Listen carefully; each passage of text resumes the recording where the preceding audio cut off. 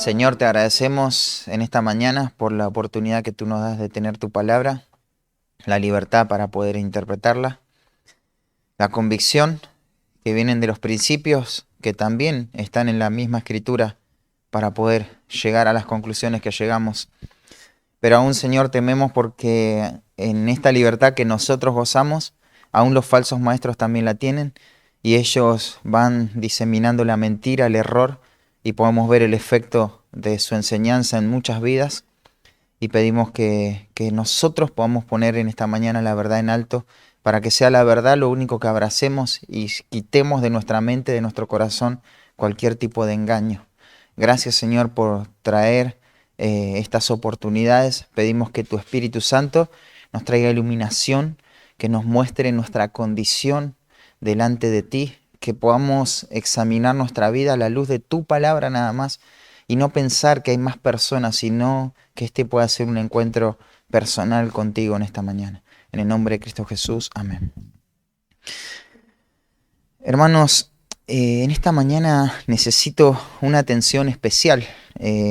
Siempre digo lo mismo prácticamente, pero créanme que en esta oportunidad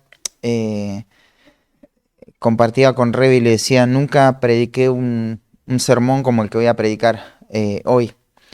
Siempre la escritura es suficiente y relevante para nuestra vida, ¿no? Pero hay momentos y sermones e implicaciones que realmente confrontan y causan mucho temor. Así que en esta mañana me presento delante de ustedes de esa manera, ¿no? Con temor al Señor en primer lugar y temiendo al pecado que no me permita vivir las implicaciones de este Salmo 26 que vamos a estar estudiando. Y de paso ya abrí tu Biblia ahí. Vamos a ver acerca de la integridad en esta mañana.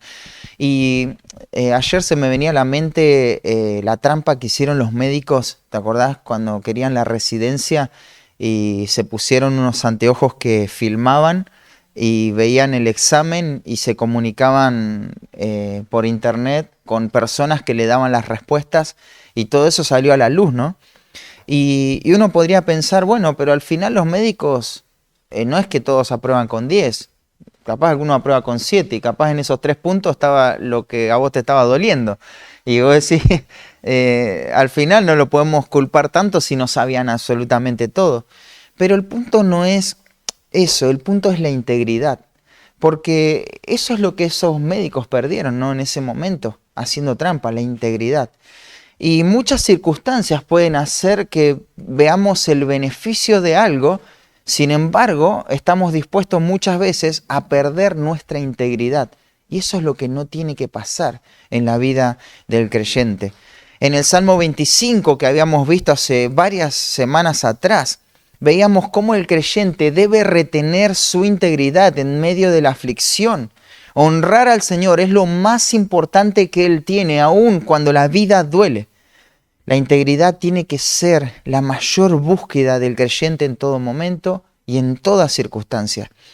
Si estás en la etapa de la vida que te encuentres, quizá eres un joven, debes entender que agradar a Dios tiene que ser la meta final de tu vida. Si eres adulto, ser íntegro es lo que más tiene que mover tu corazón.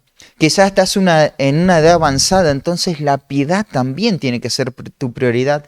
Incluso si sos un niño, tenés que buscar agradar a Dios. No importa la edad que tengas, siempre la meta del creyente tiene que ser esta, es ser íntegro para con Dios. Eso es lo más importante que tenemos y podemos perder.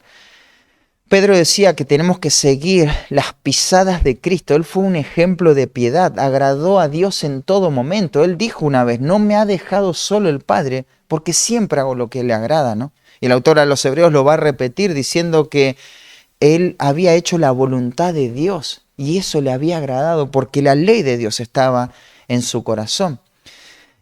También el autor de Hebreos, citando el Salmo 45, que es un salmo que habla acerca de Cristo, dice, has amado la justicia y aborrecido la maldad. Eso es andar en integridad, es amar la justicia y aborrecer la maldad. Ya que Cristo vivió así y Él es nuestro modelo, ya que queremos imitarle y como dice Juan, tenemos que andar en todo lo que Él anduvo, entonces la integridad, la santidad tiene que ser nuestra mayor búsqueda, tiene que ser nuestra prioridad y tiene que ser nuestra urgencia día a día. Pablo le dijo a los filipenses, ocupaos en vuestra salvación. Ahí la palabra salvación se tiene que entender por santificación. Y esa palabra ocupaos tiene que ver con que hagas de esto la vocación de tu vida. Sí, es verdad, te ocupás de otras cosas, pero no sos en eso en que te ocupás. Sos santo en realidad delante de Dios si has sido alcanzado por la misericordia de Jesucristo y tenés que hacer de esa santificación tu prioridad principal. No hay nada más importante y urgente para un creyente. Pedro le dice a la iglesia perseguida, ¿no? Le cita las palabras del Antiguo Testamento que Dios le dio al pueblo de Israel. Sed santos porque yo soy santo. Así que vamos a glorificar a Dios, que decimos muchas veces, tenemos que glorificar a Dios. Pero ¿qué es glorificar a Dios? Es mostrar sus atributos, es mostrar su carácter, es mostrar su gloria. Y no lo vamos a hacer a menos que seamos santos. Pablo también le dice a Timoteo que se ejercite para la piedad, ¿no? No solo la vida piadosa tiene beneficios temporales, sino que también tiene beneficios eternos. Y eso lo puedes ver en 1 Timoteo 4, 7 al 8. Pero un pasaje crucial para entender lo prioritario que tiene que ser la piedad, y es algo que en parte nos aterra, es Hebreos 12, 14, que dice, seguir la paz con todos y la santidad, sin la cual nadie verá al Señor. Nadie verá al Señor. Claro, el texto no nos está diciendo que vamos a ser salvos por seguir una vida íntegra. No. El texto nos está dando las implicaciones de la salvación. La vida íntegra, la vida piadosa, el proceso de santificación es la evidencia, es el efecto, la manifestación de nuestro verdadero estado espiritual. Así que el Dios que cambió nuestro corazón es el Dios que nos va a impulsar a vivir una vida para su gloria, una vida santa. Él va a cambiar nuestros deseos y también va a cambiar nuestro comportamiento. La santificación, hermanos, es evidencia práctica, tangible, material de nuestra justificación. Así que es de lo que tenemos que hacer nuestra mayor búsqueda en nuestra vida, ¿no? Si entendemos que todo aquel que fue justificado está siendo santificado, entonces es de esperar que los que no persiguen la santidad como una prioridad en su vida, nunca podrán ver al Señor. ¿Y ves cómo tiene claridad el texto? ¿Por qué esto es así? Porque la gracia que operó en una persona para regenerarlo, para hacerlo una nueva criatura, es la misma gracia que progresa en la vida de la persona para hacerlo más santo. Así que la piedad es inherente al creyente, no se puede esconder, no se puede negar. Mira, quiero derribar un argumento que hoy se popularizó mucho, es que algunos piensan que necesitan una segunda gracia para vivir su vida íntegra, para vivir una vida piadosa. Es como una segunda experiencia espiritual. Es como decir, bueno, yo creo en Cristo, pero ahora tengo que consagrar mi vida al Señor. Y eso es algo que tiene que llegar a mi vida en algún momento por alguna situación o algo que yo escuche por ahí que me cause como una atracción a Cristo. Y es una segunda gracia, un segundo llamado a vivir una vida más profunda. Y esto, claro, ha traído mucha confusión al pueblo de Dios, porque si conoces a Cristo y no experimentaste esta segunda gracia, entonces ¿qué responsabilidad tenés de vivir una vida piadosa y de obedecer lo que dice Hebreos capítulo 12? Vos podés justificarte diciendo, bueno, todavía no me llegó esa segunda gracia. Todavía Dios no habló y no despertó mi deseo hacia Él. Y por otro lado, esto puede hacer que aquellas personas que dicen tener esta segunda gracia, se puedan ver como en un estado superior al creyente promedio. Así que eso puede llenar de orgullo su corazón. Pero quiero decirte que Dios no hace un segundo llamado a una vida más profunda. No es que creo en el Evangelio y después tengo que decidir si Cristo es el Señor de mi vida y por lo tanto si es que le consagro mi vida a Él. No hay un segundo llamado. No hay algo más alto que nos tiene que mover a la piedad que el Evangelio mismo. Ese es el Evangelio lo que nos llamó a una vida de arrepentimiento y a una vida santa. No hay nada más poderoso para vivir una vida piadosa que el mismo Evangelio. Pablo dice que el Evangelio es poder de Dios para todo aquel que cree. ¿Acaso existe algo más radical que pasar de las tinieblas a la luz? ¿Acaso existe algo más notable y práctico que de estar muertos en plena descomposición y corrupción, ahora estemos vivos para Dios? Hay un privilegio mayor que ser enemigo de Dios y odiarlo, ahora ser parte de su familia y disfrutar una relación de amor con Dios. No debe movernos a la piedad el saber que antes vivíamos en la vanidad de nuestra mente y ahora tenemos la mente de Cristo. O sea, hay algo más glorioso que el Evangelio. Hay una motivación mayor para vivir una vida íntegra. Si el Evangelio que entendiste y decís creer no es tu mayor motivación para dejarlo todo por Cristo. Si ese mismo Evangelio que entendiste y decís creer no es suficiente para abandonar el pecado, si el Evangelio que entendiste y decís creer no te impulsa a vivir para la gloria de Dios, si el Evangelio que entendiste y decís creer solo se relaciona con tu eternidad, pero muy poco con tu temporalidad, entonces hay que preguntarse, ¿cuál es la verdadera realidad espiritual de mi alma? Porque si ya hemos pasado de muerte a vida, la integridad ahora es lo más importante para nosotros, porque queremos vivir para la gloria de aquel Dios que nos sacó de las tinieblas. Así que como eso es así, nuestro deseo en esta mañana, al escuchar en cuanto a este tema, nuestro corazón tiene que arder para saber más acerca de la integridad. ¿Y qué es la integridad? Mira, la integridad se define por la misma naturaleza del Evangelio. La piedad consiste primeramente en el conocimiento correcto de las verdades divinas o los principios básicos del Evangelio. Te lo voy a demostrar con un texto. No hace falta que lo busques porque seguramente ya lo sabes. Primera Timoteo 3:16 dice, e indiscutiblemente grande es el misterio de la piedad. 2 puntos, y se define lo que es la piedad.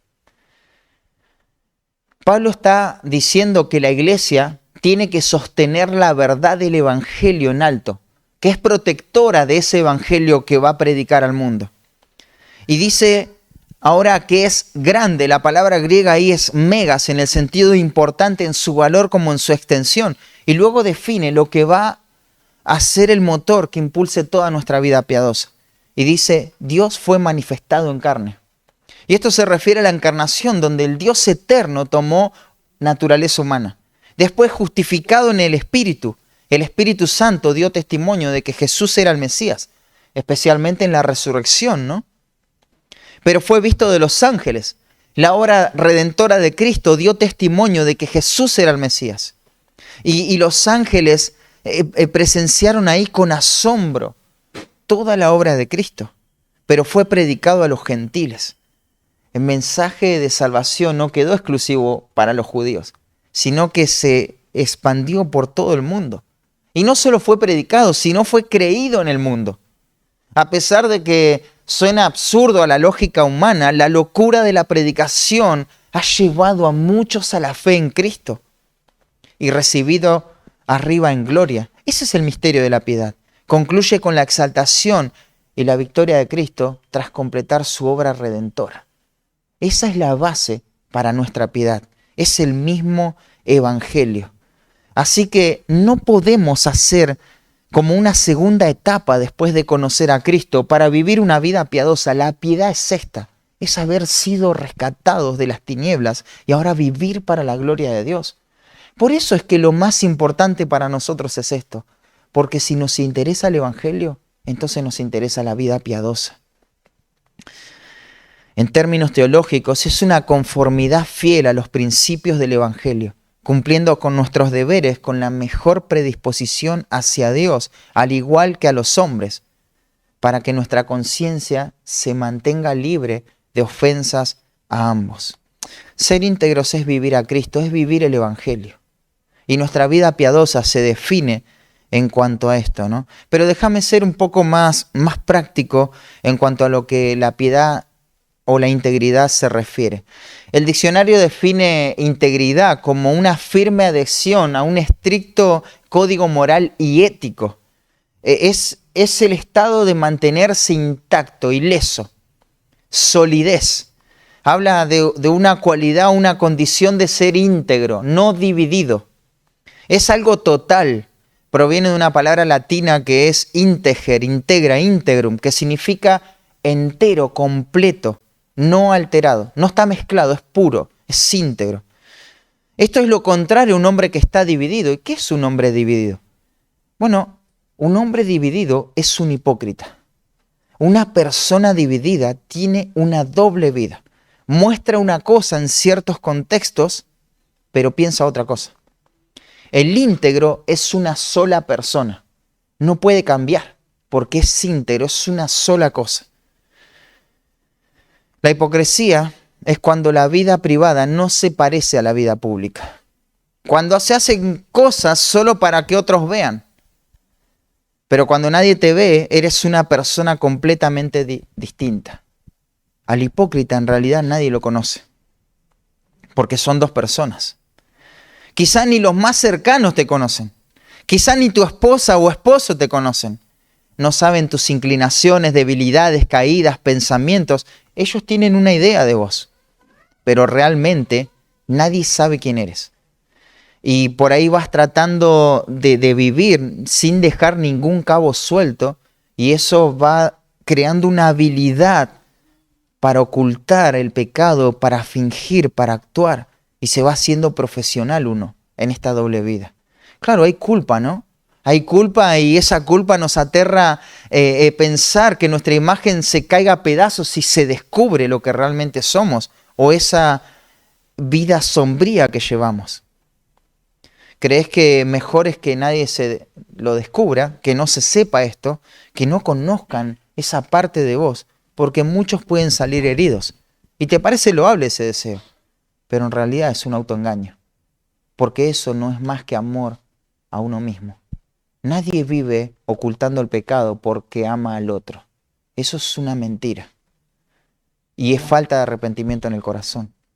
Porque confesar el pecado es aún asumir que en la confesión mi pecado va a lastimar. Pero me hago cargo de las consecuencias. Porque Cristo ya lo pagó en la cruz. Si esto es así, nunca serás íntegro. Esta gracia está lejos de ti. Y lo que tenemos que hacer es arrepentirnos. Es confesar y vivir la paz que el Evangelio trajo. La única esperanza se halla en que se trate con el pecado en la forma que Dios quiere que lo tratemos. De lo contrario, nuestra vida oculta va a ser nuestro juez cuando nos presentemos delante de Dios. Tus pecados ocultos van a testificar un día contra vos. Van a ser testigos de que no fuiste regenerado. Y quizás llegues a sorprenderte cuando el Señor te arroje de su presencia diciendo: apartaos de mí, nunca os conocí, ¿no? Nunca los conocí, ustedes vivieron una vida oculta.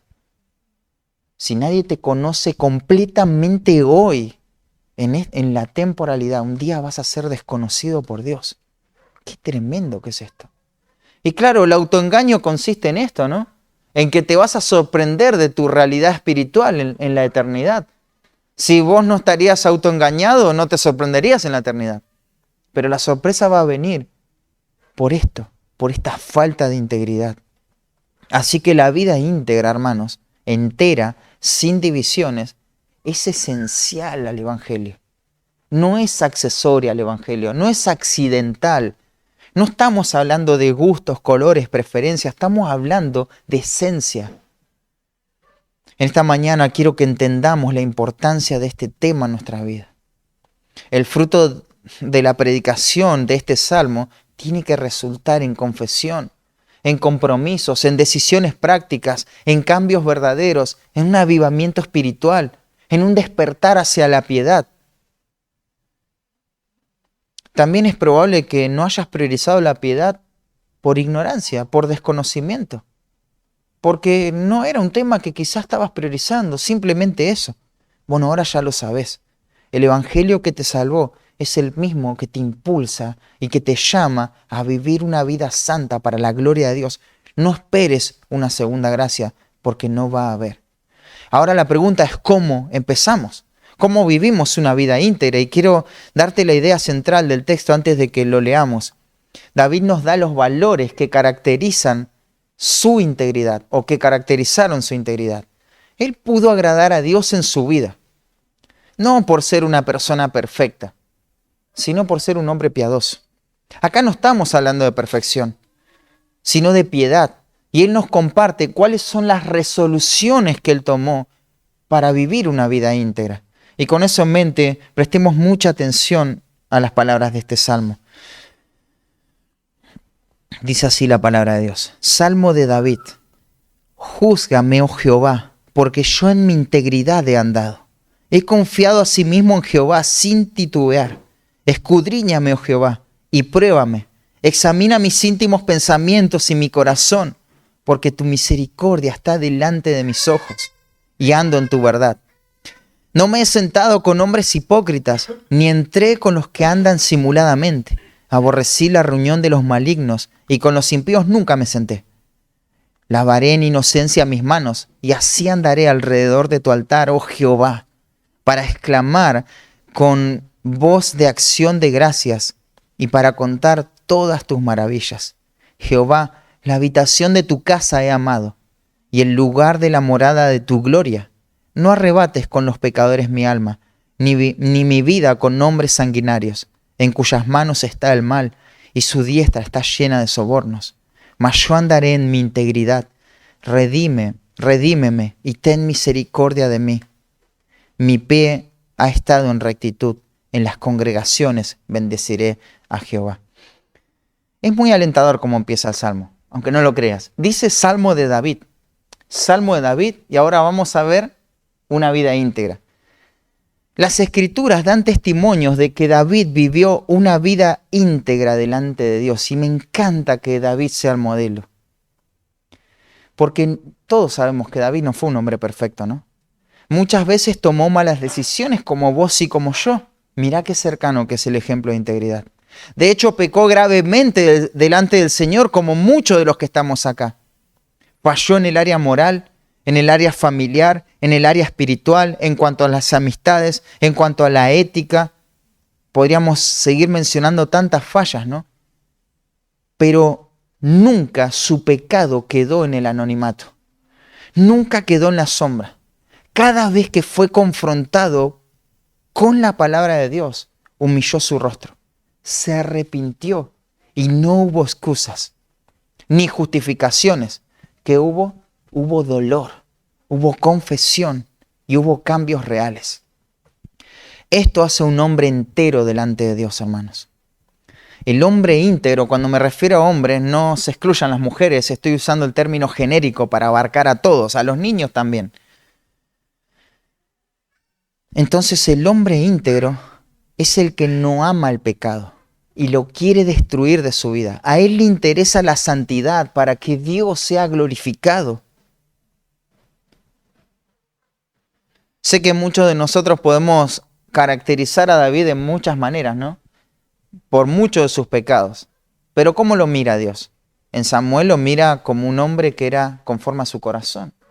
Y eso se confirma en el Nuevo Testamento, cuando en el libro de los Hechos, en Hechos capítulo 13, dice que era conforme al corazón de Dios y iba a hacer todo lo que Dios quería. Porque David era un hombre íntegro, a pesar de sus debilidades y errores. Vivir una vida de integridad no es vivir una vida intachable. Es que cada vez que peco delante de Dios, expongo mi pecado, me arrepiento y soy restaurado. Eso es integridad.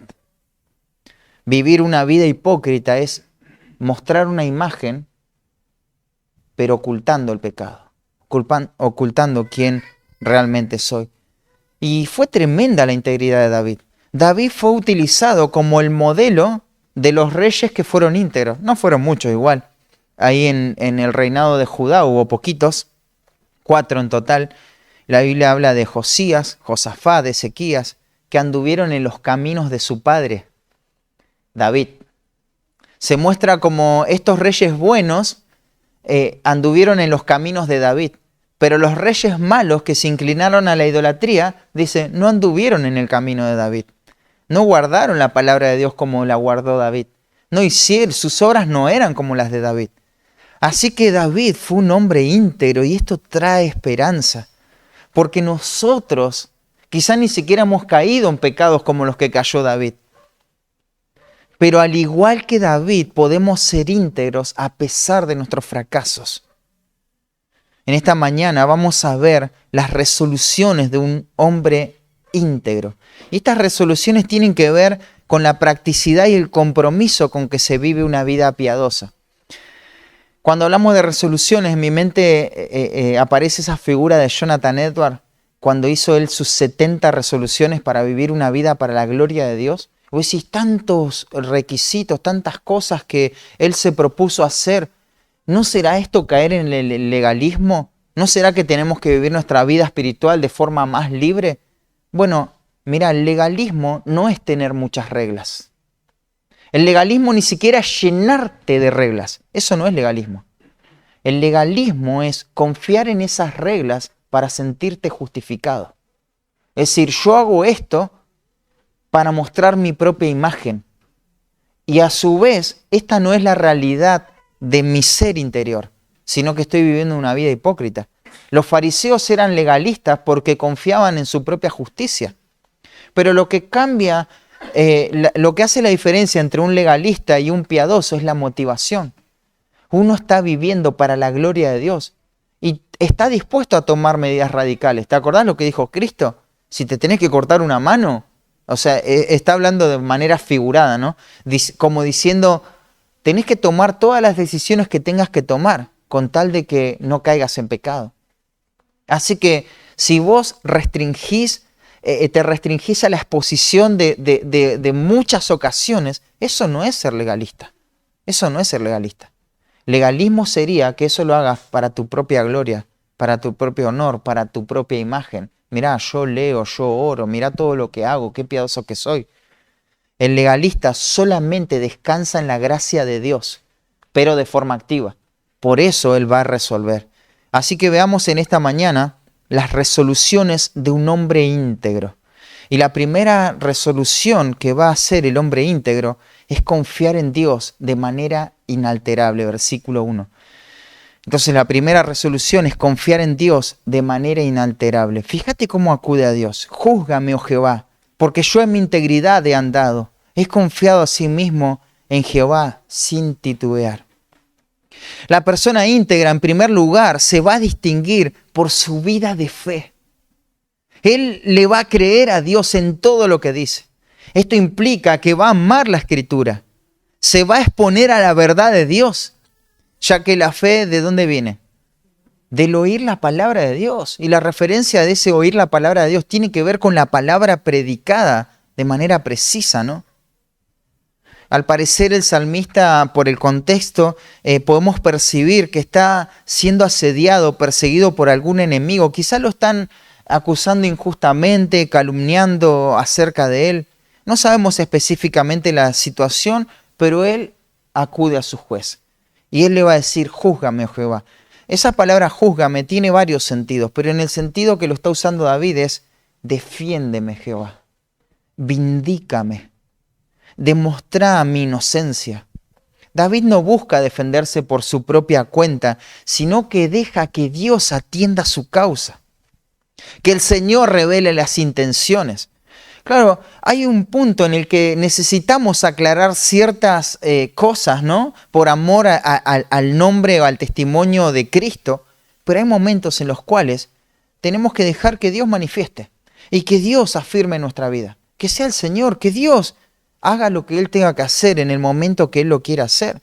Y esto solamente se explica por la confianza en Dios. ¿Te acordás cuando David era perseguido por Saúl? En una de las ocasiones David dijo, cuando lo podía matar y le perdona la vida a Saúl, a su enemigo, dijo, Jehová pues será juez. Él juzgará entre tú y yo. Que Él sustente mi causa y me defienda de tu mano. Que Dios obre. Tremenda confianza. Y esa misma confianza la puedes ver frente a Goliat, ¿no? Él sabe quién es Dios. Así que no está impresionado por la estatura, por la imagen de este hombre.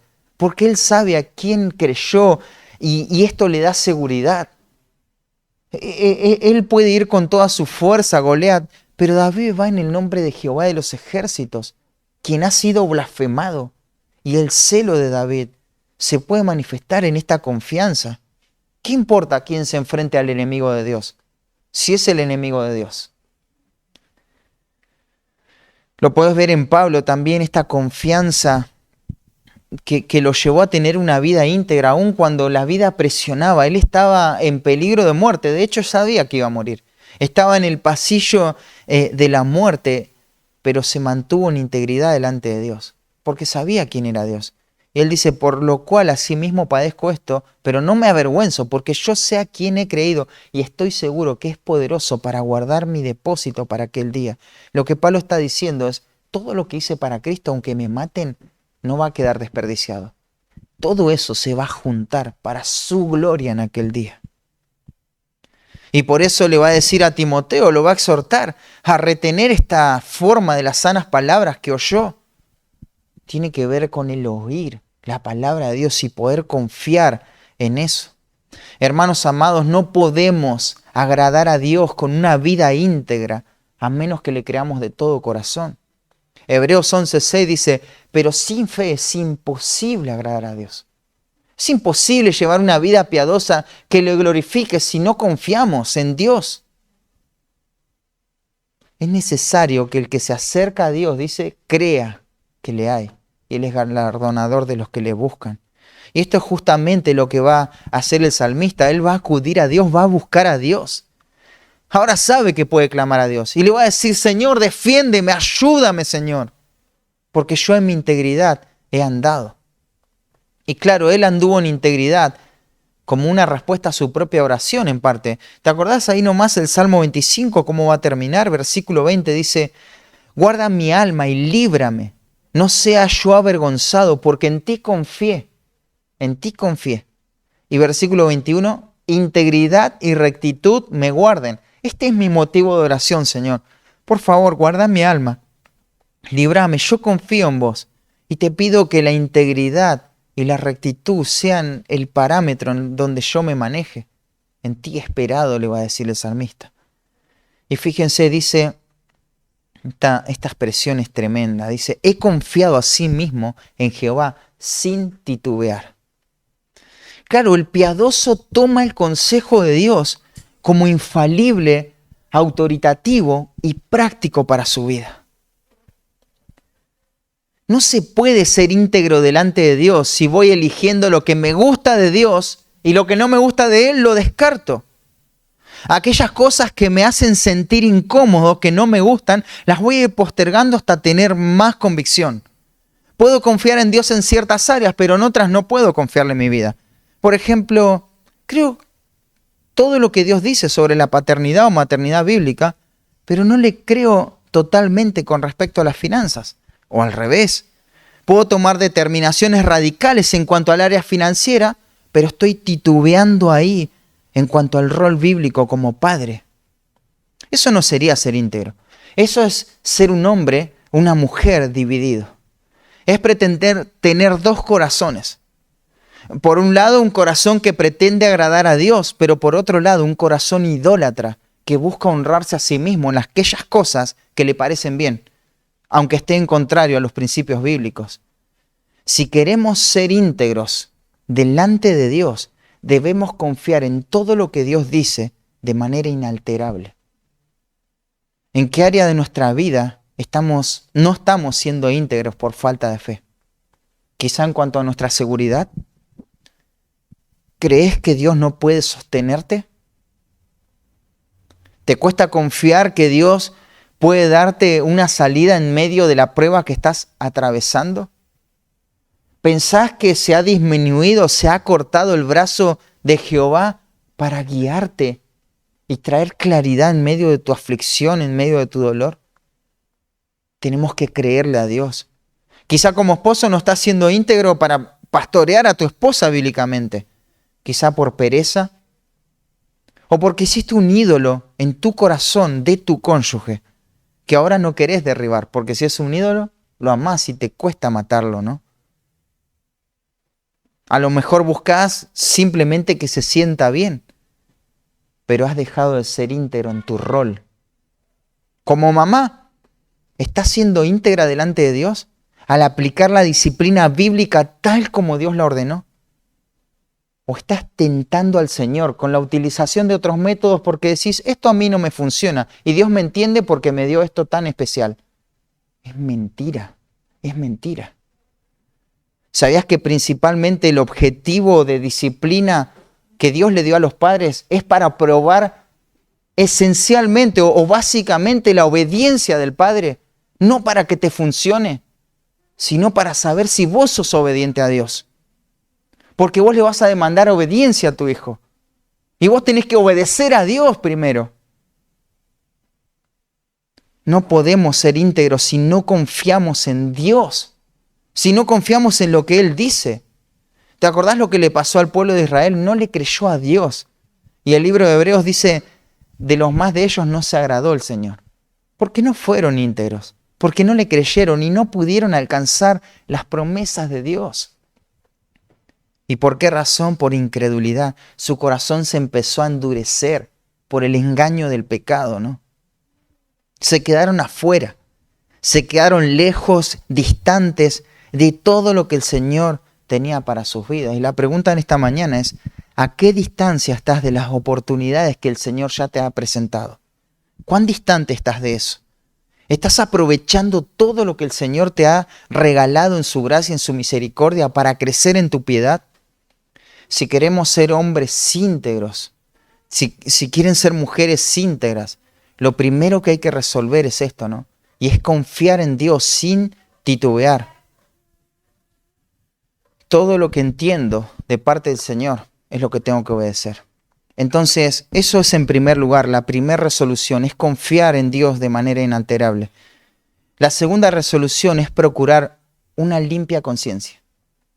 Eso tiene que ser mi motivación máxima, procurar tener una limpia conciencia. Versículo 2 y 3 dice, escudriñame, oh Jehová, y pruébame. Examina mis íntimos pensamientos y mi corazón, porque tu misericordia está delante de mis ojos y ando en tu verdad. El salmista va a usar 3 palabras para enfatizar su deseo de tener una conciencia pura delante de Dios. Va a decir, escudriñame, pruébame y examíname.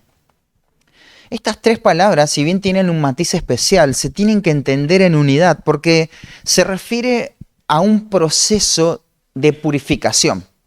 Este proceso de purificación era llevado a cabo por un platero, ¿no? Entonces el platero va a observar el metal, lo va a observar y va a usar toda su experiencia para mirarlo, y eso es escudriñame. Luego de haberlo hecho, lo que va a hacer es colocarlo en un crisol donde hay fuego que lo va a fundir a ese metal. Y eso es pruébame. Poné mi vida en un crisol, donde el efecto del fuego va a separar las impurezas. Y por último, va a refinar el metal, extrayendo todo lo impuro. Y ese es el sentido de la palabra examíname. Es mirá mi vida, tomá mi vida, ponela en un crisol, y ahí se va a separar toda la impureza y después refiná mi vida. Quitá todo lo que no tenga que ver con la piedad. David le pide a Dios que lo ponga a prueba para determinar la verdadera naturaleza de su ser a fin de que sea refinado. Ese es el deseo de un íntegro, ¿no? Es procurar una limpia conciencia. Esto va a hacer que el metal precioso pueda sacar su mayor brillo y que todas las impurezas, el pecado, sea destruido. Fíjate que David pide esto para su vida interior. Esto no son solamente prácticas o cosas que él quiere hacer, sino que él habla de los pensamientos de su corazón. Todo lo más íntimo, lo más profundo, todo tiene que ser puro delante de Dios. No es la piedad lo que yo muestro, eso es una apariencia. Es la piedad lo que es real, desde lo más profundo de mi ser. David lo que hace es exponerse delante de Dios. Nota el clamor, oh Jehová, va a decir. Claro, porque él puede mirarse, ¿no? Él puede detenerse y de forma subjetiva examinar su propio corazón, pero no es suficiente. Necesita una examinación superior. Así que acude al omnisciente, al que conoce todo, al omnipresente, que lo conoce porque está en todas las experiencias. Aquel que es sabio, soberano, que escudriña la mente y el corazón. No tiene necesidad de que nadie le diga lo que hay en el hombre, porque él conoce al hombre. Así que a este ser va a acudir David. Señor, expone mi corazón. Y es personal en su meditación, ¿no? Y te recuerdo, ¿te acordás los pronombres enclíticos que están pegados ahí a los verbos? Mira, te los muestro. Escudriñame. Ese me es un pronombre que está pegado al verbo. Escudriñame, pruébame. Y después examina mis pensamientos y mi corazón. ¿Te das cuenta lo personal que es con su conciencia, con la examinación de su vida? Al íntegro no hay que decirle, mira, fíjate, escucha esto, pero sé personal, sé un poco más práctico. No mires que esto lo tiene que vivir otro, tómalo para tu vida. ¿Cómo lo vas a aplicar vos? ¿Cómo esto confronta tu vida? Sé personal, sé práctico. Al íntegro no le vas a decir esto, porque el íntegro no concibe la vida de otra manera. Él no mira para otro lado cuando es expuesto a la verdad de Dios. Él sabe esto, yo necesito cambiar, yo necesito abandonar, yo necesito dejar, yo necesito comenzar, yo necesito arrepentirme. Al íntegro no hay que acusarlo de nada, porque él ya se acusó. Se acusó a sí mismo acerca del pecado. Esto me está hablando a mí, acá no hay nadie, estoy yo solo y Dios. ¿Qué voy a hacer con esto que se está diciendo? El íntegro está comprometido con guardar una conciencia limpia, porque sabe que la única manera de conservar sana, que no se enferme su conciencia, es con la higiene, es teniendo una conciencia limpia. Si no tenés una conciencia limpia, se va a enfermar. Así que el íntegro está comprometido con esto. Y esto es lo que hizo que Martín Lutero, por ejemplo, al ser sometido a una examinación humana, tenga más temor de la examinación divina. Cuando le dijeron que se retracte, respondió, no puedo, ni quiero retractarme. Y él añade y dice, si no se me convence mediante el testimonio de la Escritura y claros argumentos de la razón, porque no le creo ni al Papa ni a los concilios, ya que está demostrado que a menudo han errado, contradiciéndose por los textos de la Sagrada Escritura que he citado. Estoy sometido a mi conciencia y ligado a la palabra de Dios. Por eso, no puedo ni quiero retractarme de nada, porque hacer algo en contra de la conciencia no es seguro ni saludable. Dios me ayude, amén. Lo que entendió este hombre es la importancia de tener una conciencia sana delante de Dios. Así que por eso el salmista va a acudir a Dios y va a procurar esto, buscando la guía de Dios para que le muestre, para que lo examine, para que lo pruebe, para que él pueda matar el pecado. Claro que la conciencia es una gracia, ¿no?, que tenemos y es un medio para que podamos vivir vidas santas, pero no es infalible, ¿no? Para mantener la conciencia sana, necesitamos informarla con la verdad bíblica, la verdad infalible de la palabra de Dios. Y luego de que la informamos bien, ¿sabes qué hay que hacer? Vivir conforme a esa conciencia bien informada. Y es aplicar esa verdad de manera práctica. Si no está una cosa o la otra, tenés una mala conciencia. La limpia conciencia no es estar tranquilo, es tener una conciencia informada con la verdad y actuar en base a esa verdad.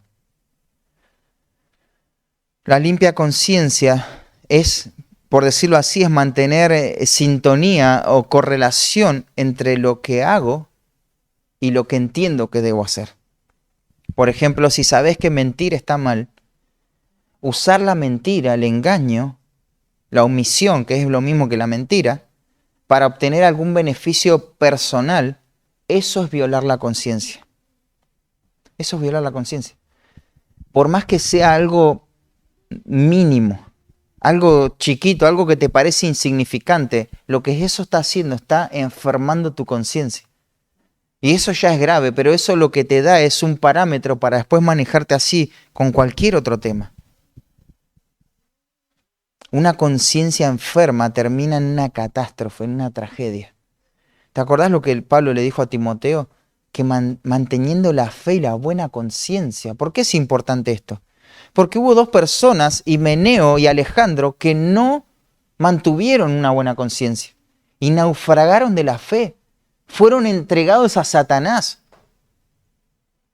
Naufragaron de la fe, o sea, le erraron en cuanto a la doctrina, no informaron bien su conciencia, por lo tanto vivieron en base a una mentira y fueron extraviados, ¿no? Y esto era lo que hacía Pablo también. ¿Te acordás? En Hechos 24:16 dice, y por esto procuro tener siempre una conciencia sin ofensa ante Dios y ante los hombres. Claro, era una búsqueda personal de Pablo, ¿no? Primera de Pedro 3:16 también nos exhorta a esto, teniendo buena conciencia para que lo que murmuran de vosotros como malhechores sean avergonzados los que calumnian de vuestra buena conducta en Cristo. Fíjate, la conciencia relacionada siempre, siempre, siempre con la conducta. Y ahí tenés una conciencia sana. La conciencia sana es de vital importancia para una vida íntegra. Porque así solamente podremos ser hombres y mujeres enteros, sin divisiones. De lo contrario vamos a caer en la hipocresía, en la actuación, en la doble vida, en el fingimiento. Hermanos, debemos conducirnos por una conciencia bien informada por la palabra de Dios. Y eso es lo que hace que nuestro corazón se mantenga en integridad. ¿Te acordás de ese dicho que dice, entre el dicho y el hecho que hay? Un trecho. Eso es porque las conciencias están enfermas. Si hay un trecho entre el dicho y el hecho, hay una conciencia enferma. Entre el dicho y el hecho no tiene que haber ningún espacio. El dicho, o sea, la verdad, tiene que ser lo que se manifiesta en una vida práctica, en los hechos. Muchas veces pensamos que estamos bien en cuanto a esto, pero pensá, cuando decimos saber lo que tenemos que hacer, pero nos negamos a hacer eso que tenemos que hacer de todas maneras, por la razón que fuera, lo que estamos haciendo es enfermar nuestra conciencia. Por mínimo que parezca lo que sabemos que tenemos que hacer, si no lo hacemos, estamos enfermando nuestra conciencia. Así que cuando sé que tengo que orar y no oro, estoy enfermando mi conciencia. Cuando sé que tengo que venir a la iglesia y no vengo, estoy enfermando mi conciencia. Cuando sé que tengo que estudiar la escritura y no la estudio, estoy enfermando mi conciencia. Y eso es rebeldía de parte de Dios. Porque es pecado no hacer lo que tengo que hacer. Pero saberlo, igual no hacerlo, eso va enfermando la conciencia hasta que ya no siento nada, ¿no? No siento nada. ¿Cómo identificar esto? Bueno, cuando sabemos lo que tenemos que hacer y empezamos a buscar razones que justifiquen nuestra desobligación. Y claro, vamos a intentar enfrentar nuestra falta de prioridad con otras cosas importantes para no sentir culpa, ¿no? Bueno, yo no hice esto, pero bueno, hay que entender que me pasó tal y tal cosa, ¿viste? Y claro, hay razones que a veces justifican, ¿no? Pero cuando estamos en ese camino que todavía no tenemos suficientes argumentos para dar respuesta a cualquier persona que nos pregunte ¿por qué esto no cumpliste tus deberes? Y ahí buscamos argumentos. Lo que estamos haciendo en esa búsqueda de argumentos es enfermar nuestra conciencia, es cauterizarla, es que no sintamos nada y que no digamos, bueno, fallé y tengo que comprometerme a hacer esto, ¿no? El salmista va a decir, escudriñame, pruébame, examina mis pensamientos, mi corazón. Quiero andar conforme a tu voluntad. Mi mente puede fallar, mi corazón es engañoso, así que necesito el crisol, necesito ser examinado, refinado. Tengo que sacar, todo esto no puede ser evaluado a la ligera, ¿no? Tengo que entrar en esa dinámica de rendición de cuenta, claro, primero delante de Dios, pero las Escrituras claramente nos llaman a evaluarlo delante de los hermanos, ¿no? Y nos va a dar la razón el versículo 3, porque tu misericordia está delante de mis ojos y ando en tu verdad. acá tenés estos dos bastiones, ¿no? La misericordia y la verdad. Este es un balance perfecto para la vida piadosa. Misericordia y verdad. Todo tiene que ser evaluado, nuestra conciencia tiene que ser evaluada en base a la misericordia y la verdad. En todo tengo que preguntarme, ¿este acto o este pensamiento que tuve manifiesta la misericordia de Dios? ¿Manifiesta su gracia? ¿O esta decisión es en base a su verdad? Esto es luz para nuestras conciencias, ¿no? Tenemos que apropiarnos de estas dos virtudes porque nos van a proteger. ¿Qué dice tu conciencia en esta mañana? ¿Te acusa de alguna cosa que has hecho en los últimos meses que sabías que no debías hacer? Quizás expresaste tu inconformidad a través de la murmuración contra algún hermano, alguna mentira para obtener algún beneficio personal, quizás reteniendo algo por avaricia, algo que sabías que tenías que dar, pensamientos o acciones lujuriosas que aún no han sido tratadas. Quizá hay caídas graves que nadie sabe, o por lo menos no saben los que deberían saber. ¿Estás esperando que te pregunten por eso específicamente? No te engañes. Confesá, no pierdas tu conciencia. Pienso en este apologista que murió hace algunos años, Ravi Zacharias, ¿te acordás? Fue un hombre prominente en la defensa de la fe. Escribió libros centrados en la palabra de Dios, con una teología sólida, fundamental, innumerables de predicaciones, charlas. También estuvo en la BBN. Sin embargo, él perdió su conciencia. ¿Por qué? Porque después de su muerte salió a la luz su doble vida inmoral que llevaba de manera escandalosa. Y se pudo corroborar eso con múltiples pruebas en su contra. Y te digo, no se veía un falso maestro, ¿no? Él había aprendido la habilidad de fingir por muchos años. Vivió ocultando su pecado de manera hábil frente a las personas. Pero Dios no puede ser burlado, decía Pablito esta mañana. Pienso en ese hombre delante de Dios, ¿no? Con acceso a la verdad. Tanta información, pero amando su pecado profundamente, ¿no? No buscó la santidad. De otra manera lo hubiese confesado en algún momento. Se perdió el beneficio de la misericordia de Dios. Menospreció su gracia transformadora, perdonadora. Es triste y alarmante, ¿no? Que estas escrituras que tanto predicó no dejó que invadan su corazón y que calmen su conciencia, ¿no? La respuesta es, ¿dónde va a pasar la eternidad? Es muy claro dónde está en la eternidad. No importa cuánto él sepa. Él no persiguió una vida íntegra porque vivió con una conciencia enferma. Y las escrituras son contundentes en dónde va a pasar la eternidad. Seamos avisados, amados hermanos. El único camino posible para agradar a Dios es la piedad. Así que, por favor, libra tu conciencia del engaño del pecado. Tu juez ya lo sabe. Cristo ya pagó por esa vergüenza incluso. Sin embargo, si no confesamos, si no nos apartamos, estamos en serios problemas delante de Dios. No temamos al hombre.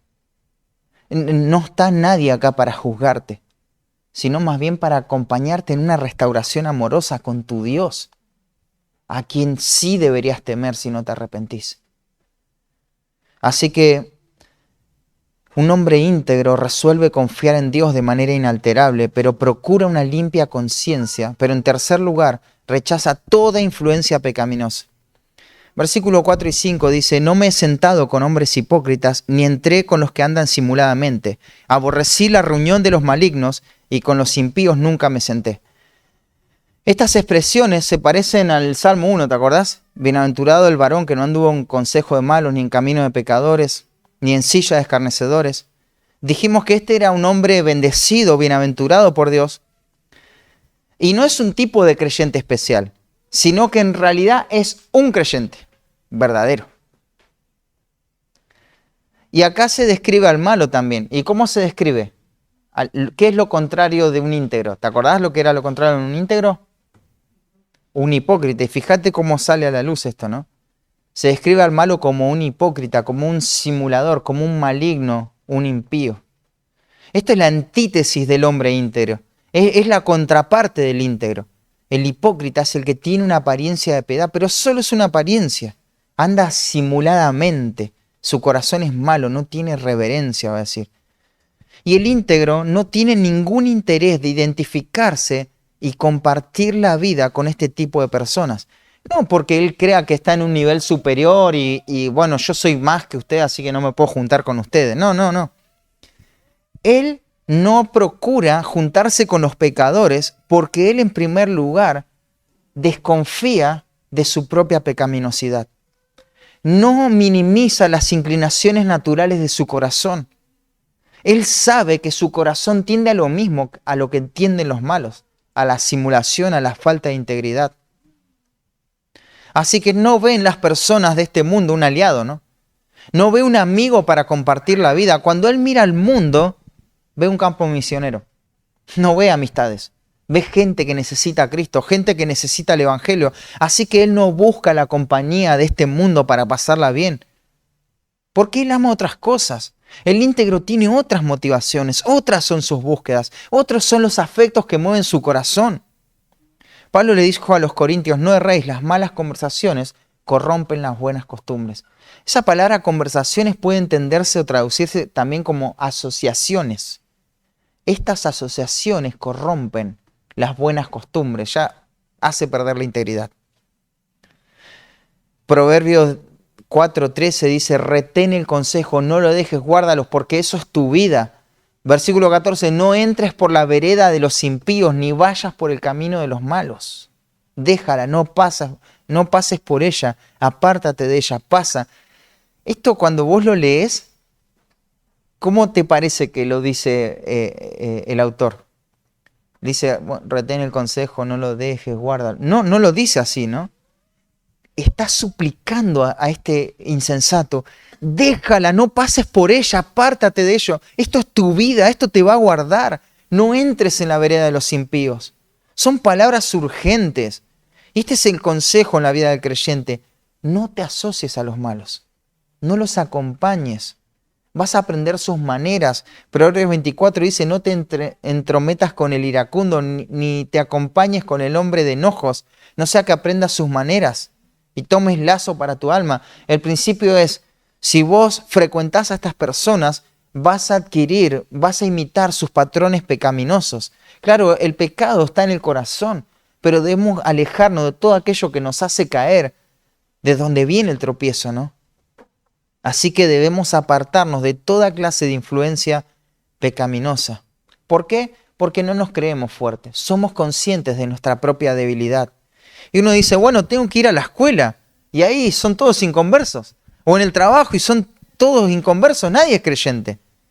Bueno, anda preparado.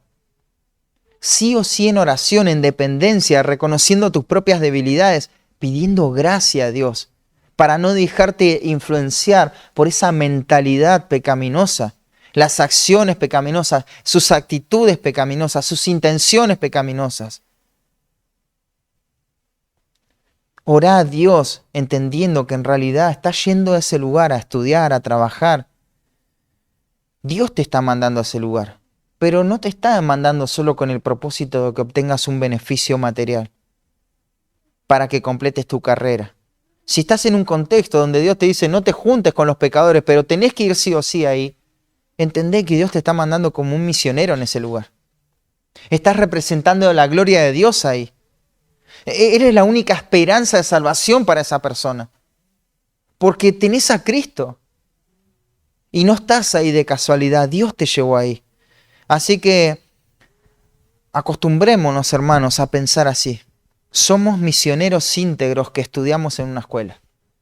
Somos misioneros íntegros que trabajamos en una fábrica. Somos misioneros íntegros que estamos en un taller. Somos misioneros íntegros que atendemos un negocio.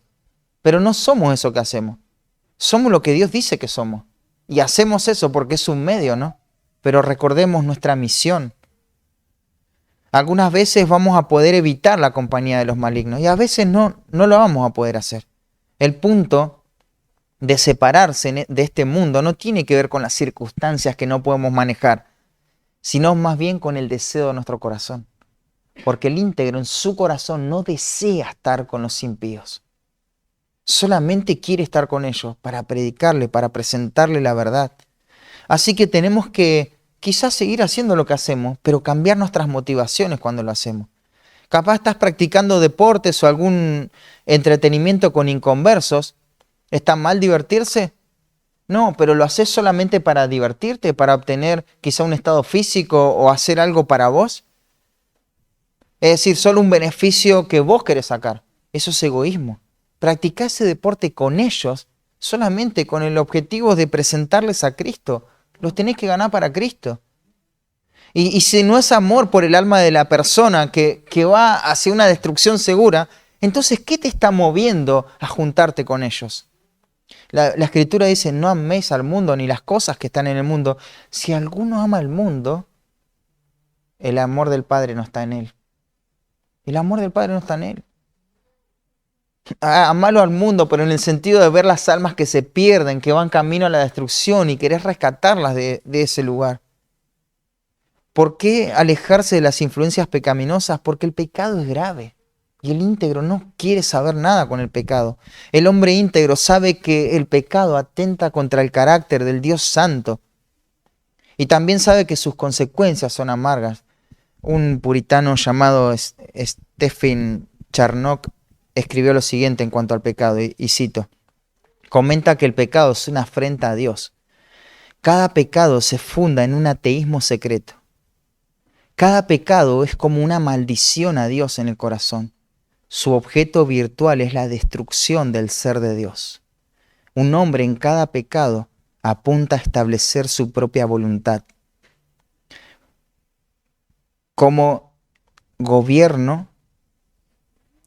Apunta a establecer su propia voluntad como gobierno y su propia gloria al final de sus acciones.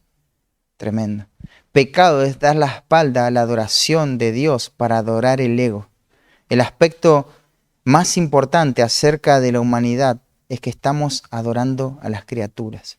Y eso es por lo cual somos todos pecadores, ¿no? Quiero recordarte que si eres hijo de Dios, no tienes nada que ver con el mundo.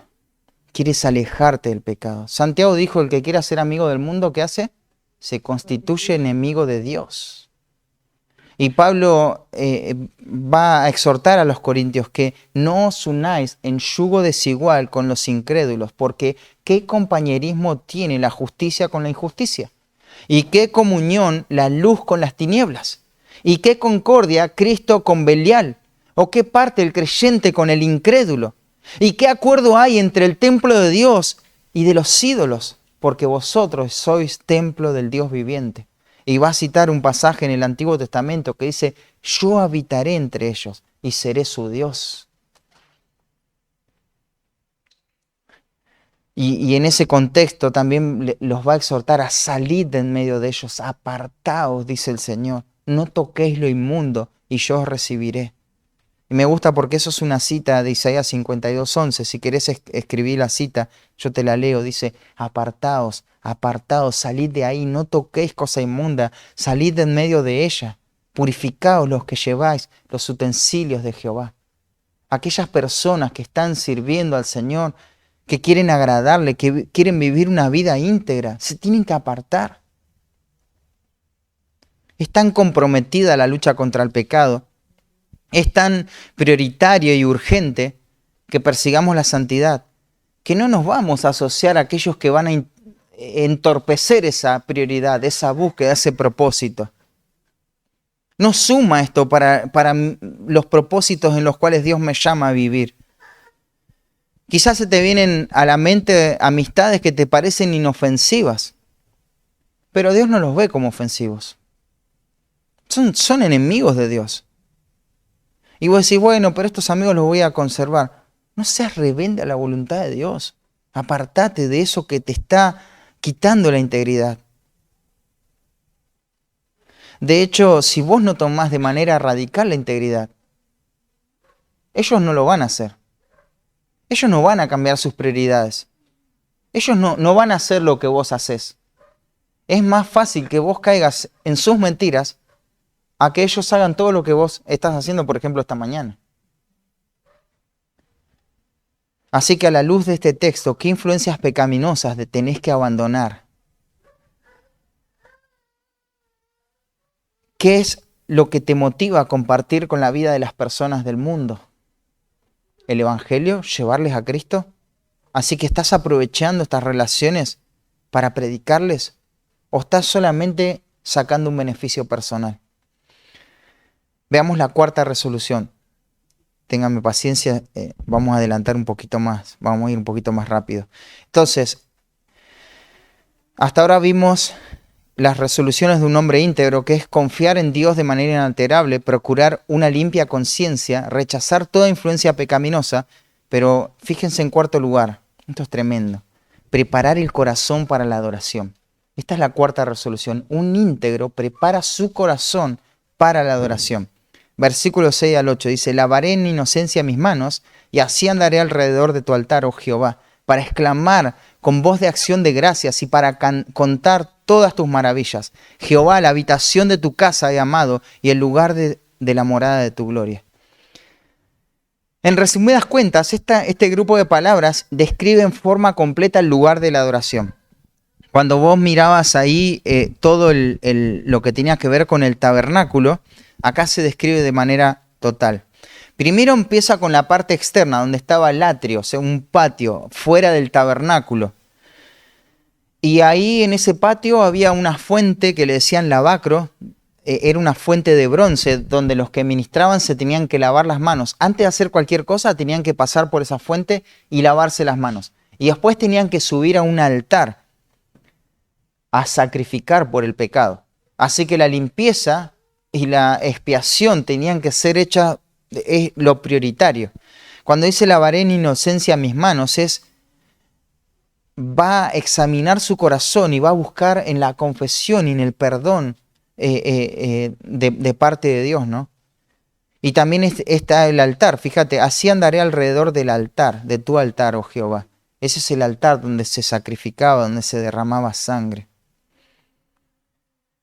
Esto indica, el altar indica que nadie podía acercarse a Dios, al tabernáculo santo, a la morada de su presencia, sin un sacrificio.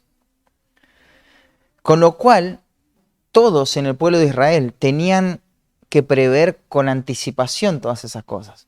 No es que vos, agarro cualquier animal que encuentro por ahí, listo, lo tiro al altar.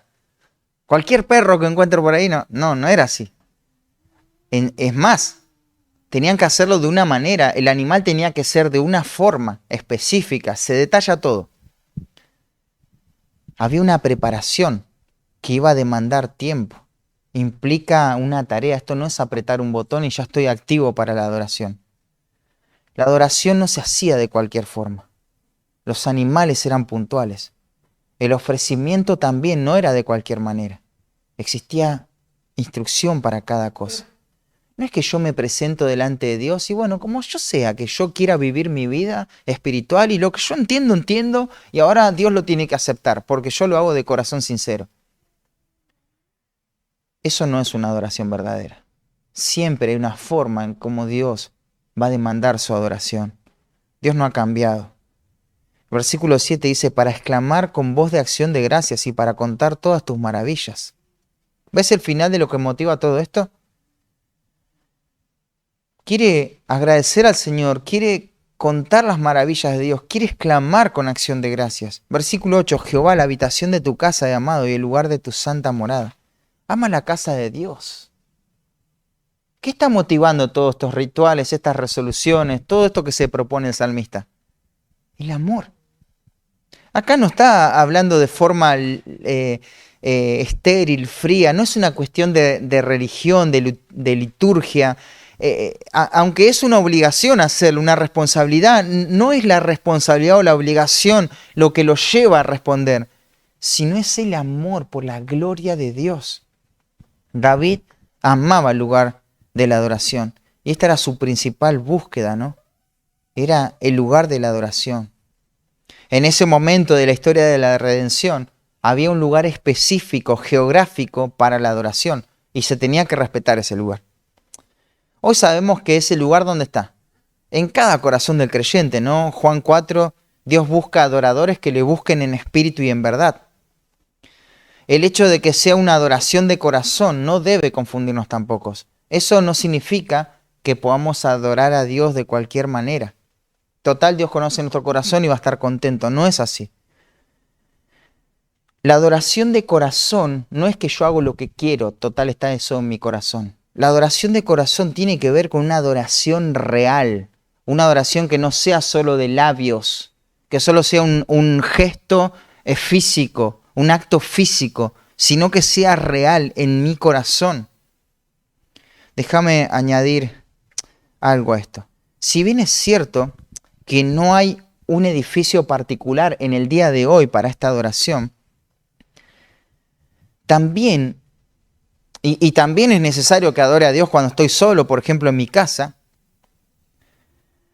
pero así de cierto también es que Dios le dio a la adoración corporativa algo especial. Y esto es lo que Cristo hizo cuando estuvo en la tierra. El Salmo 22 dice, anunciaré tu nombre a mis hermanos. Esto tiene que ver con la predicación. Cristo vino y ejerció un ministerio principalmente de predicación. Pero después dijo, en medio de la congregación te alabaré. O sea, Él se unió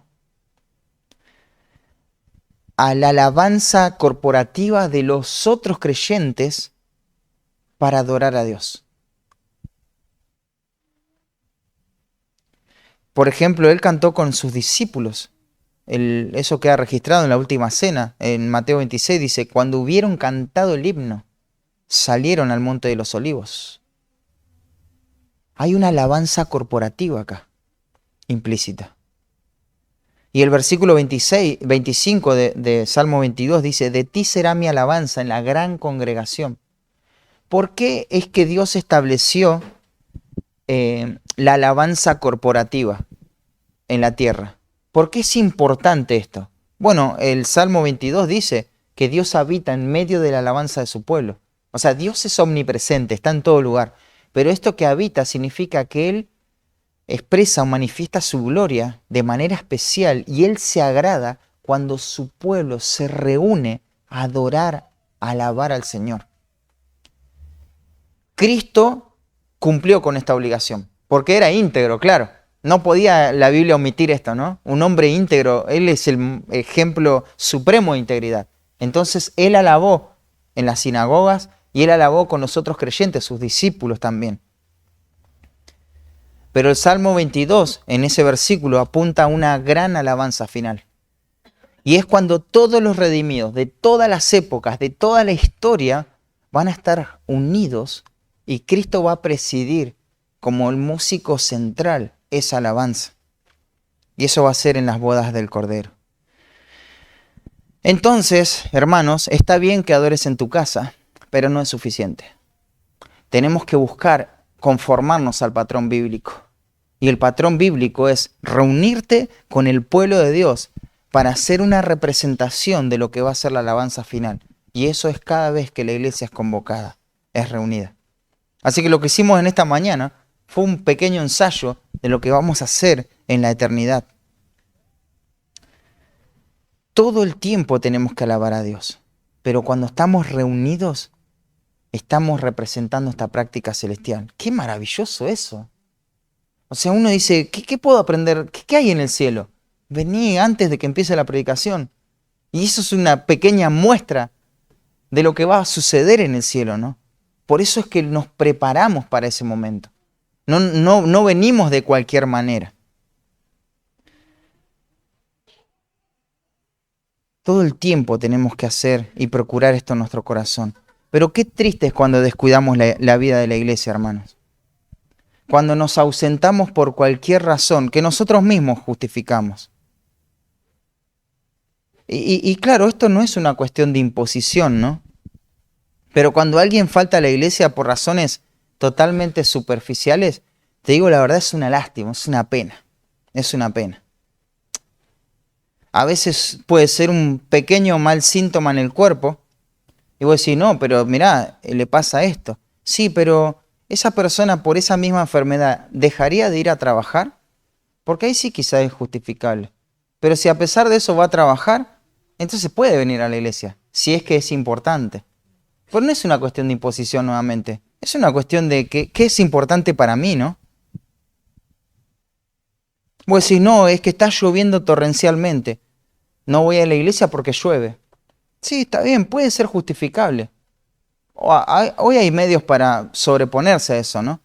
Pero no voy a ir por eso, ¿no? A la iglesia. Pero pensá, si se te casa un hermano o una hermana que amás mucho y ese día llueve, ¿vas a dejar de ir al casamiento? No, no vas a dejar de ir al casamiento. Y vos decís, no, pero es especial, es una sola vez, las reuniones las tenemos todos los domingos. ¿Ves por qué no entendés la importancia de esta reunión? Esta reunión es más importante que un casamiento de un pariente. Por eso es que cuando llueve decís, bueno, hoy me mojaré. No, es que mi hijo, o sea, lo tapás, buscás la forma práctica. Invertir en pilotos, en botas, en lo que fuera. Ahí hay algo más para invertir en las finanzas. Hay cuestiones forzosas, entiendo eso. Hay cuestiones que, pero a veces no, porque el cansancio, el sueño. Nadie se murió de cansancio. Nadie se murió de sueño. Nadie va a perecer por eso. Pero te das cuenta que la adoración a veces se toma si está la posibilidad de que yo lo pueda hacer de manera cómoda. Y no es una cuestión de distancia, no es una cuestión del temporal, no es una cuestión tanto de salud. Es una cuestión de prioridad, hermanos. Es cuánto estamos dispuestos a prepararnos. Y claro, hay situaciones forzosas, repito esto. Hay situaciones forzosas. Hay situaciones que no podemos manejar. Hay situaciones de salud que no podemos manejar o hay cosas que no podemos resolver. Pero hay un montón de cosas que sí podemos resolver. Pero tiene que ver con nuestra prioridad.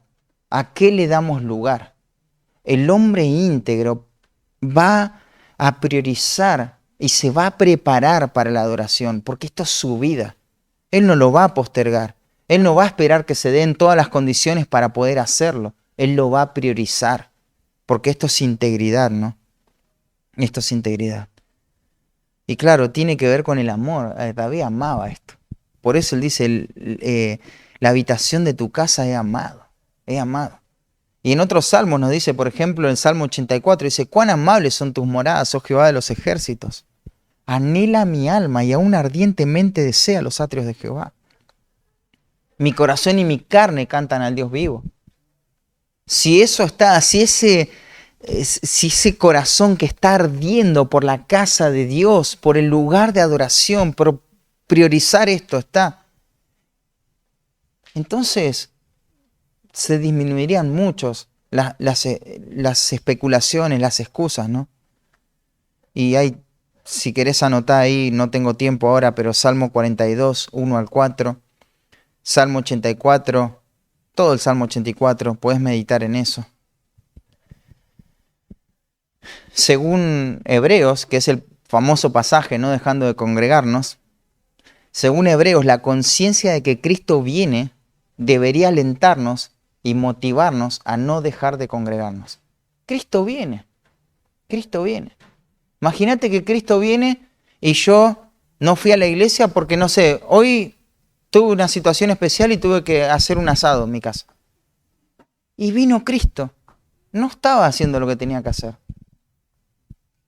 Cristo viene y el autor a los hebreos le dice, no les pone ahí, tienen que congregarse, no le está diciendo por qué deberían congregarse. Cristo viene. Si vivimos bajo esa esperanza, entonces vamos a tener una vida piadosa, ¿no? Pero preguntas prácticas en esto de preparar el corazón. ¿Preparás tu corazón, por ejemplo, para la reunión? Orando por el predicador, quizá leyendo el pasaje, anticipándote ante las ciertas cosas inesperadas, no tanto porque agarras y puedes sacar el pronóstico en tu celular. ¿Cómo te preparas en forma práctica para eso? ¿Cuándo fue la última vez que viniste un mes seguido a la iglesia? Qué pregunta, ¿no? O capaz 6 meses seguidos. O un año seguido. Ah, no, eso es imposible. Nadie puede ir un año seguido. No, ¿cómo no vas a poder venir un año seguido? O sea, se puede hacer eso. Pero claro, no es solo estar, ¿no?, en la iglesia, porque hay muchos que pueden estar. Es importante estar. Pero no es menos importante venir preparados para poder participar de la adoración. Seamos prácticos, hermanos, en este punto. Preparemos nuestro corazón, el corazón de nuestra familia para este momento. Amemos a la iglesia. Tenemos que avanzar. No vale la pena hacerlo en dos partes, así que vamos a tomar unos minutos más y lo terminamos. La quinta resolución es suplicar humildemente el favor de Dios. Claro, si te está pasando lo mismo que a mí, todo esto que se dice como que te hunde más y más y decís, yo no soy íntegro entonces. ¿Cómo voy a poder hacer esto? Y ahí el salmista es donde va a suplicar el favor de Dios. Fíjate lo que dice, no arrebates con los pecadores mi alma, ni mi vida con los hombres sanguinarios, en cuyas manos está el mal y su diestra está llena de soborno. Es como decir, Señor, me doy cuenta toda la pecaminosidad, toda la falta de prioridad, toda mi vida que no confía en vos, que no prioriza la santidad, que estoy enredado con un montón de relaciones que no debería estar. ¿Y ahora qué voy a hacer? Creo en ti, Señor. Bueno, suplica el favor de Dios, suplica con humildad, pedile a Dios esto, lo que David mismo hizo, ¿no? Esta súplica tiene que ver con la humildad de alguien que sabe que su corazón es propenso a fallar. El íntegro desea vivir para la gloria de Dios, pero el íntegro no se confía en Él. No es arrogante pensando que nunca va a fallarle al Señor. Él pide ser separado de esta clase de personas porque sabe que puede estar ahí. Él sabe que puede caer en los mismos pecados. Él no se cree un santo inmaculado. Él sabe su debilidad. No es que él dice, yo nunca le voy a fallar al Señor. Yo confié toda mi vida en Dios y nunca le voy a fallar. Siempre confié en Dios. Es una mentira eso, hermano. ¿Sí? O sea, delante del ser humano ya vemos que le fallas al Señor. Hemos visto caídas. Y Dios, imagínate delante de Dios. El íntegro busca el favor de Dios. Señor, ayúdame. Él le va a suplicar porque conoce las inclinaciones de su alma. Él sabe que puede caer de manera sutil en pecados que otros caen de manera abierta, pero también es consciente de que puede caer en pecados graves de manera abierta también. Él se aterra de todo esto. Él teme al pecado. Y ora para ser distinguido de estos hombres que siguen su propia conveniencia, ¿no? Que son violentos, que son hombres sanguinarios, que no le importa pecar delante de Dios.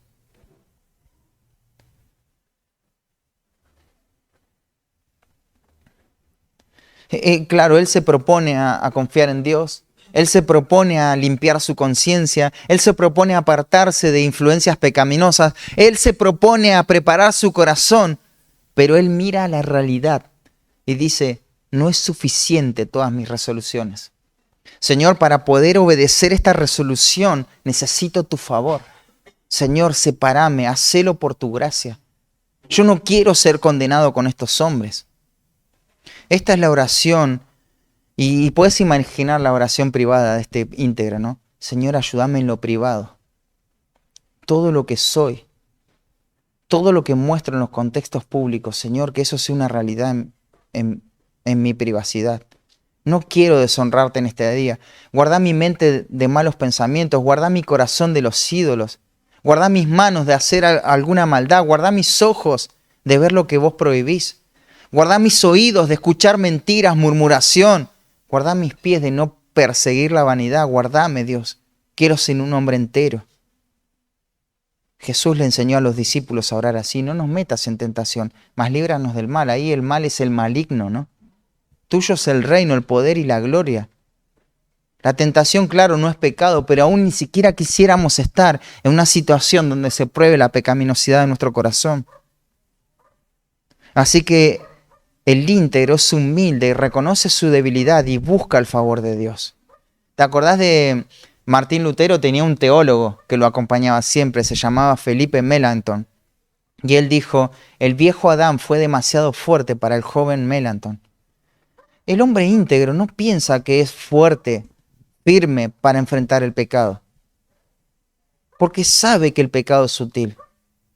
Con frecuencia se pregunta esto, ¿será que estoy teniendo tendencias pecaminosas?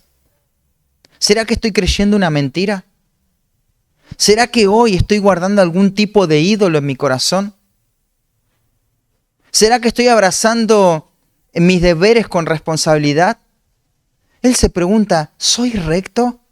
¿Estoy en lo correcto? ¿Cuáles son mis debilidades? Así que su oración diría, Dios, muéstrame mi propio corazón, que es engañoso y engañable. David mismo dijo, ¿quién podrá entender sus propios errores? Líbrame de los que me son ocultos. Preserva también a tu siervo de las soberbias, que no se enseñoreen de mí. Entonces seré íntegro y estaré limpio de gran rebelión. En un momento el Señor Jesús le dijo a sus discípulos, ¿no?, que uno de ellos lo iba a entregar. Y yo creo que tuvieron un momento de lucidez en esa cena. Y le preguntaron uno a otro, ¿seré yo, Señor? ¿Seré yo quien te va a entregar? ¿Seré yo, Señor? Todos le preguntaban eso, ¿no? Y hoy estamos en esta mañana y el Señor nos guarde, ¿no?, con su poder para no caer en pecado. Pero hermanos, va a ser inevitable que de todos los que estamos acá, algunos dejen de amar a Cristo. Va a ser inevitable que algunos de los que estamos acá abandonen la iglesia. Quizá alguno pronto cambie su lealtad a Cristo y va a ser triste. No lo queremos a eso, pero seguramente no le vamos a ver más entre el pueblo de Dios. Y la pregunta no es ¿quién será que haga eso? La pregunta tenemos que hacernos personal, ¿seré yo, Señor? ¿Será que yo no voy a ser recto? ¿Será que no voy a responder con fidelidad? Porque no importa las convicciones que hoy tengas. El compromiso es cómo se lleva a cabo esa convicción. Cuando las mentiras comienzan a operar, se empiezan a meter en nuestra mente, en nuestro corazón, no importa ninguno de los beneficios de la obediencia. Incluso te digo, a Adán y a Eva no le importó estar en el Edén para rechazar la voluntad de Dios. Y era un mundo perfecto. Así que imagínate esta iglesia. Cuando cualquier mentira con menor potencialidad entre nuestro corazón, ¿qué nos va a importar la iglesia? ¿Qué nos va a importar todos los beneficios del Evangelio? Si Adán y Eva rechazaron el Edén, un mundo perfecto. Así es la mentira, pero no abandones, querido hermano. Busca el favor de Dios. Preguntale al Señor, ¿qué mentira estoy abrazando que necesito destruir de manera urgente para que mañana pueda serte leal, para que hoy pueda serte leal? Y pedirle a Dios gracia, el favor para permanecer fiel a Él. Última resolución, solo lo voy a resumir a este punto. Hacé de la piedad la principal búsqueda. Andaré en mi integridad, dice, redímeme y ten misericordia de mí. Mi pie ha estado en rectitud, en las congregaciones bendeciré a Jehová. Esta es la conclusión de todas las resoluciones. La piedad va a ser mi principal búsqueda. El salmista concluye resolviendo que su vida va a estar enfocada en la integridad. Así empezamos, ¿no? Bueno, esto es lo hermoso de las poesías, que te afirman el concepto de manera reiterativa. Al principio teníamos esto y al final tenemos esta reiteración, ¿no? Ahora, cada camino que tome va a ser evaluado en esa decisión inicial. Todo lo que me ayude en mi fidelidad a Cristo va a ser aceptado y todo lo que me aparte de mi fidelidad a Cristo va a ser alejado de mi vida. Esta debe ser nuestra declaración de misión. Yo andaré en mi integridad. Esto tiene que ser nuestro eslogan, por decirlo de alguna manera. Yo andaré en mi integridad. Este es el compromiso, es el llamado más elevado del creyente. ¿A quiénes Dios llama en esta mañana a vivir una vida íntegra? ¿A quiénes de los que están acá? A todos. Aquellos que son sus hijos ya han sido llamados a vivir esta vida íntegra delante de Dios. Y aquellos que no le conocen, el Señor le está llamando a dejar su pecado, a abandonar el pecado, a abandonar sus propias búsquedas egoístas y a vivir para la gloria de Dios. Y eso es posible a través de la obra de Cristo, a través de su muerte en la cruz. Job se había propuesto esto. En Job 27, solamente anótalo ahí, pero no lo busques. Dice, vive Dios, que ha quitado mi derecho, y el Omnipotente que amargó el alma mía, que todo el tiempo que mi alma esté en mí y que haya hálito de Dios en mis narices, mis labios no hablarán iniquidad, ni mi lengua pronunciará engaño. Nunca tal acontezca que yo justifique. Hasta que me muera, no quitaré de mí mi integridad. Mi justicia tengo asida, no la cederé. No me reprochará mi corazón en todos mis días. Es el mismo patrón del Salmo 26. ¿Y te acordás lo que le dijo la mujer de Job a Job? ¿Todavía retienes tu integridad? ¿Y por qué habría de perderla? Si es lo más valioso que tengo. Esas tienen que ser nuestras palabras, con toda confianza. Y eso no significa que nunca vamos a fallar. Pero lo que significa eso es que nos vamos a arrepentir cuando seamos confrontados. Cuando pequemos, vamos a exponer el pecado porque no lo amamos. No honramos el pecado ocultándolo. Honramos a Dios matando el pecado. Quizá en tu corazón es demasiado pensar que vamos a vivir de esta manera, ¿no? Sí estás de acuerdo en las resoluciones, pero no te ves tomando estas resoluciones para vos. Déjame citarte por último lo que escribió un puritano siglos atrás. El hipócrita siempre busca algunas excepciones y pone las cosas en tela de juicio. Tal pecado no puedo abandonar, tal gracia no puedo amar, tal deber no cumpliré. Y muestra su hipocresía agregando, hasta aquí cederé, pero no más, hasta aquí llegaré. Es consecuente con mis fines carnales, pero todo el mundo no me convencerá de ir más allá. A veces su razonamiento le hace llegar más allá, pero su corazón está dividido, así que fluctúa constantemente. El íntegro tiene una sola fidelidad y es disfrutar de Dios. Tiene una sola regla y es esta, su santa voluntad. Tiene una sola obra y está en complacer a su Hacedor. Solo hay dos respuestas posibles en esta mañana, hermanos amados.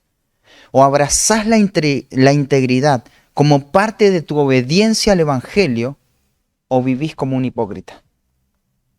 O abrazás la integridad como una respuesta inherente, esencial al Evangelio, o tenés un corazón dividido. Los que salgan por esa puerta, o salen íntegros, o salen hipócritas. Pero no se admite indecisión acá. ¿Qué clase de persona vas a ser? ¿Vas a ser un íntegro o vas a ser un hipócrita? ¿Qué clase de persona vas a ser? ¿Vas a comprometerte a vivir una vida íntegra para la gloria de Dios?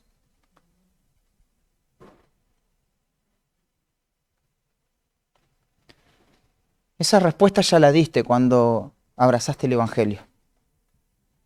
Así que lo que tenemos que hacer acá es ser prácticos y decir, sí, yo me voy a comprometer. Yo me voy a comprometer, hago un compromiso para vivir una vida íntegra delante de Dios.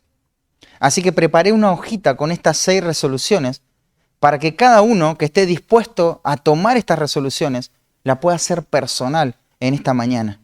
Y las resoluciones dicen lo siguiente: resuelvo confiar en Dios de manera inalterable, creyendo y obedeciendo de todo corazón cada una de sus palabras, sea cual sea la situación en que me encuentre. Resuelvo esto sabiendo que de antemano habrá decisiones difíciles por tomar, pero confío en Dios que me dará la gracia para responder en obediencia a cada una de sus demandas. 2. Resuelvo procurar una limpia conciencia delante de Dios y los hombres. Para eso voy a comprometerme a una dinámica de rendición de cuentas donde llevaré una vida de confesión y abandono del pecado de manera inmediata cada vez que el Espíritu Santo confronte mi vida por medio de la palabra de Dios. 3. Resuelvo rechazar toda influencia pecaminosa para vivir una vida consagrada delante de Dios, buscando su guía y dependencia cuando no pueda evitar la compañía de los impíos, siendo intencional para presentarles a Cristo cada vez que tenga la oportunidad de hacerlo. 4. Resuelvo preparar mi corazón para la adoración, priorizando cada oportunidad para alabar al Señor cuando se reúne su pueblo, amando mi iglesia local de todo corazón y hacerlo todo para su gloria. No anteponer nada que me quite el privilegio de participar de la adoración, a menos que sea por fuerza mayor. Entiendo que es mi deber estar con los que aman a Dios. 5.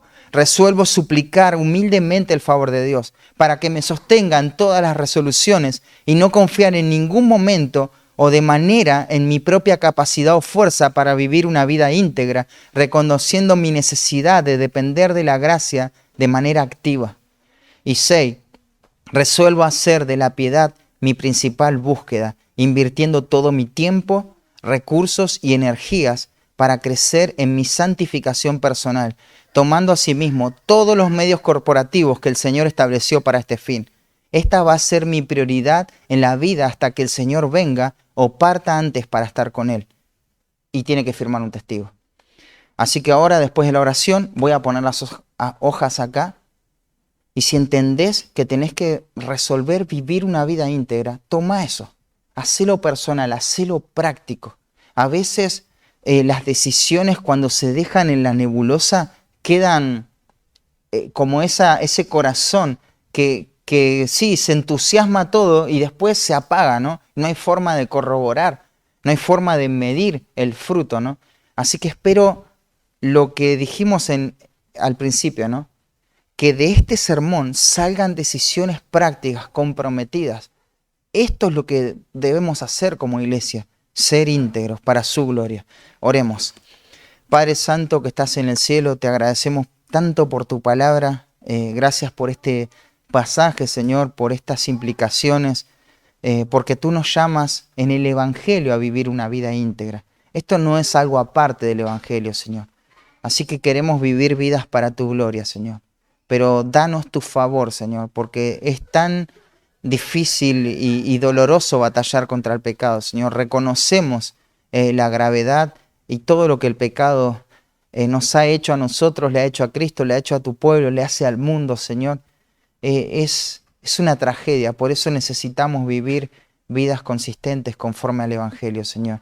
Danos la valentía, como Johnny nos predicaba hace domingos atrás, que podamos tener esa confianza valiente de tomar lo que tú nos dices que tenemos que hacer y hacerlo propio, hacerlo práctico y hacerlo material en nuestra propia realidad. En el nombre de Cristo Jesús, amén.